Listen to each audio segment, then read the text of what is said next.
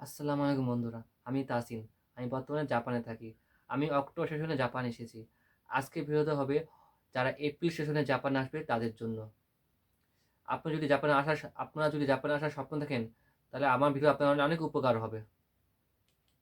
আর বন্ধুরা, জাপানে আসতে হলে সবচেয়ে ইম্পর্টেন্ট একটা জিনিস হচ্ছে ল্যাঙ্গুয়েজ। আপনার ল্যাঙ্গুয়েজ যত ভালো হবে, আপনি ততই জাপানে আপনার লাইফ খুব ইজি হবে।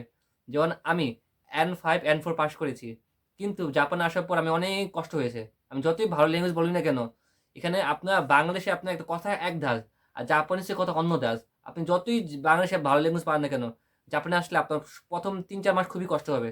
তো এটা নিয়ে আপনি কোনো প্রকার চিন্তা করবেন না যে আপনার ল্যাঙ্গুয়েজে দুর্বল, আপনার কোনো সমস্যা আছে। এটা আপনার দোষ না। এটা আপনার পরিবেশ এরকম যে বাংলাদেশে একটা পরিবেশ ছিল, জাপানে অন্য পরিবেশ। আমিও মোটামুটি, আমি বলবো না যে আমি ভালোভাবে ল্যাঙ্গুয়েজ পাই, কিন্তু আমি যতটুকু পারি জাপানে এসে আমি আরও কষ্ট হয়েছে। কারণ মানুষের কথার সাথে মিল পাইনি, অথবা মানুষও তো আমরা শিখি কীভাবে বাংলাদেশে যে N5 N4 N3। জাপানিজও এসব কিছুই নেই। জাপানিজ আপনার জন্ম থেকে যেই কথা বলে ওরা আমাদের সাথে সেভাবেই কথা বলে। কিন্তু আমাদের অনেক সময় কথা বুঝতে সমস্যা হয়। কিন্তু আপনি এই বিষয়ে কোনো প্রকার ভয় পাবেন না। আস্তে আস্তে আপনারা শিখবেন। আর আরেকটা জিনিস খেয়াল রাখবেন, যদি আপনারা যেহেতু জাপানে আসছেন, জাপানে আসার পর ৩ টা জিনিস খুবই ইম্পোর্টেন্ট। একটা হচ্ছে ওয়ার্ক পারমিট। আপনারা যখন এয়ারপোর্ট থেকে নামবেন, জাপানিজ এয়ারপোর্টে আপনাদের ওয়ার্ক পারমিট দেওয়া হবে ২৮ ঘন্টা। যদি আপনি স্টুডেন্ট ভিসায় আসেন তাহলে ২৮ ঘন্টা ওয়ার্ক পারমিট দেওয়া হবে। এছাড়াও আপনাদের দেওয়া হবে ব্যাংক অ্যাকাউন্ট, ফোনের সিম ও স্কুলের সময় টেবিল। আরেকটা জিনিস মনে রাখবেন, অনেক স্কুল কি করে যে আপনার সিম প্রোভাইড করে। ওরা ওরা সিম প্রোভাইড করে না, মানে বিভিন্ন কোম্পানির সাথে সিম কোম্পানির সাথে স্কুলের চুক্তি থাকে। যেমন আমি যে স্কুলে লেখাপড়া করছি, সুচি ইন্টারন্যাশনাল একাডেমি হিমেজির মধ্যে, তার সাথে একটা সিম কোম্পানির চুক্তি ছিল। তো আমরা জাপান এসেছি। তারপরে আমি এসেছি অক্টোবর 13 তারিখে। তো আমি সিমের অ্যাপ্লাই করেছি নভেম্বর মাসের 1 তারিখে। আমাদের ইয়াহু সিম থেকে আমরা পেয়েছি। মোটামুটি সিম পেতে আমার সময় লেগেছে মাত্র 15 দিন। আর আমার এই স্কুলে আপনাদের কোনো প্রকার চিন্তা করবেন না আপনার কী লাগবে না লাগবে। কোনো সমস্যা হলে আপনাদের জাপানে যারা সিনিয়র ভাইয়েরা আছে, বাঙালি সিনিয়র ভাইয়েরা, তাদের সাহায্য নেবেন। যেমন আমি জাপানে এসেছি যখন, তখন আমাদের সিনিয়র ভাই অনেক সাহায্য করেছে। আমাদের কোনো কিছু জানতে হলে, কোনো বুঝতে হলে আমাদের সিনিয়র ভাই আমাদের সাহায্য করেছে। তো ওই বিষয়ে কোনো চিন্তা করবেন না। আর সিম পেলে মোবাইল ফ্রি। তারপর ভাবেন না যে আবার দামি মোবাইল পাবেন বা কোনো সমস্যা হবে, এমন না। সিমের সাথে মোবাইল পাবেন ভালো কথা, কিন্তু এত ভালো মোবাইল পাবেন না। তাই মোটামুটি আপনারা বাংলাদেশ থেকে একটা মোবাইল আনলে ভালো হয়, যেটা আপনার জাপানে সাপোর্ট করতে পারে। যেন আমি মোবাইলটা নিয়েছি, আমি একটা মোবাইল কিনেছিলাম। ওই মোবাইলে আমার নিজস্ব পার্সোনাল মোবাইল 4 বছর ইউজ করি, কেন এটা জাপানি সিম ইউজ করা যায় না, অনেক সমস্যা করে। তো আমার কোম্পানি থেকে যে আমাদের স্কুল থেকে যে সিম দেওয়া হয়েছে, ওই সিমে যে মোবাইলটা পেয়েছি, মোবাইল বেশি একটা ভালো না, খালি হ্যাং করে, ও অনেক সমস্যা হতেই পারে। ফ্রিতে পাইতে হয় মোবাইল, তো সমস্যা হতেই পারে। তো আপনার বাংলাদেশে একটা ভালো একটা মোবাইল কিনে আনলে ভালো হয়। বন্ধুরা, আপনারা যখন জাপানে আসবেন, তারপর অনেক কিছু জাপানে আসার আগে অনেক কিছু প্রস্তুতি নিতে হবে, যেটা আমার ক্ষেত্রেও আমি করেছি।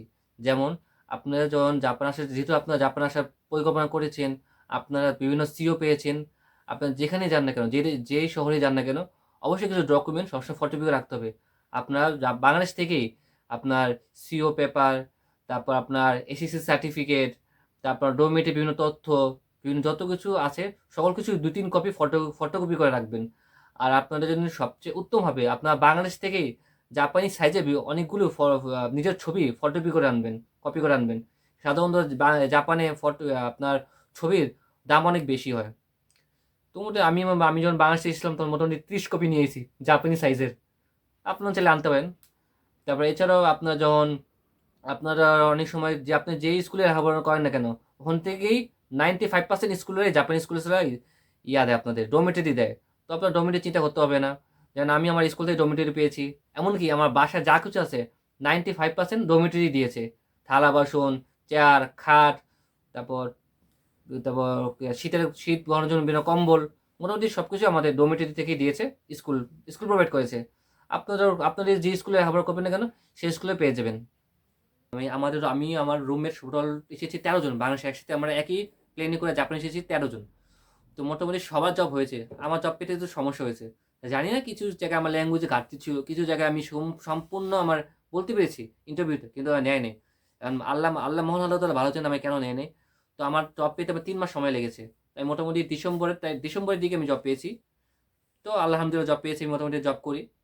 তো আপনারা তাই আপনার অনেক কি বোধ হয় যে অনেক কোচিং সেন্টার, যে আপনার যারা বাংলাদেশে যারা কোচিং সেন্টারে পড়ে, অনেকে বলে যে আপনার আমাদের N4 করেন, N3 করেন, আমাদের কাছে ফাইল প্রসেসিং করেন, তো আমরা আপনাকে জব দিয়ে দেবো।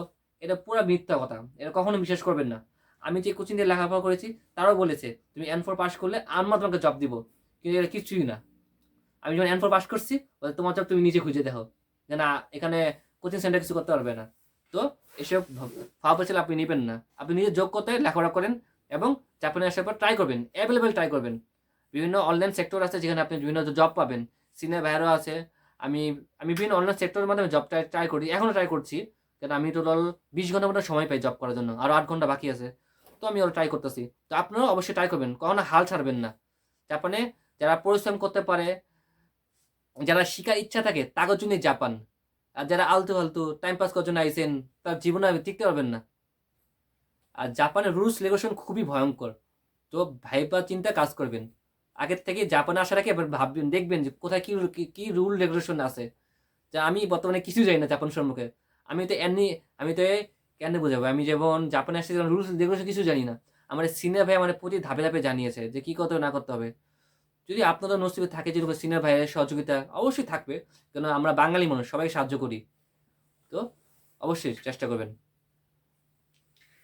তো বন্ধুরা, আজকের ভিডিও এতটুকু পর্যন্ত। আশা করি আমার ভিডিও আপনাদের পছন্দ হয়েছে। আমি যে ইনফরমেশন দিয়েছি আপনাদের অনেক উপকার আসবে। আর যদি আরও এছাড়াও অন্য কোনো তথ্য জানার ইচ্ছা থাকে বা আপনি ইচ্ছুক আছেন, অবশ্যই আমাকে কমেন্টে জানাবেন। আমি অবশ্যই 100% আমি কমেন্টটা যদি আপনি দেখতে পারি অবশ্যই রিপ্লাই দিব। আর যদি আপনাদের মধ্যে কেউ যদি হিমাজি হিমেজি হিয়োগো জাপানে আসেন, তাহলে আমাকে জানাবেন। আমি এখানে আপনার যতদূর সম্ভব আমি আপনাদের সাহায্য করব। তো আজকে ভিডিও এটুকু পর্যন্ত। সবাইকে আসসালামু আলাইকুম।